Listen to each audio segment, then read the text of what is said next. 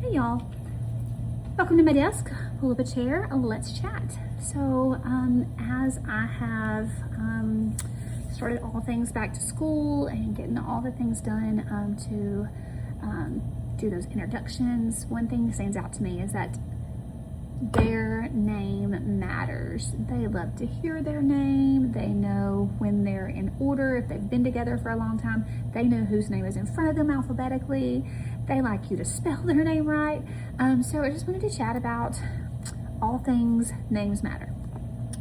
Today, I have made sure I go around and individually speak to each child, not to call their name out loud and it be incorrect and then have to be embarrassed. I was that child.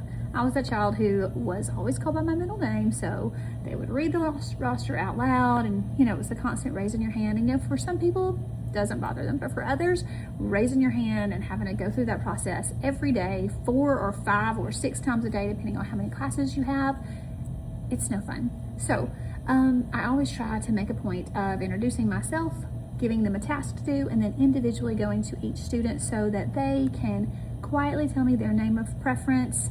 I could write it down. I could make sure I pronounce. So I would write notes to myself about how to pronounce it correctly, make sure my spelling is correct, because their name matters. Also, another thing I love to do concerning their names is homeroom. I often have to assign lots of things, assign computers, assign lockers. And I love occasionally to go in reverse order in the alphabet.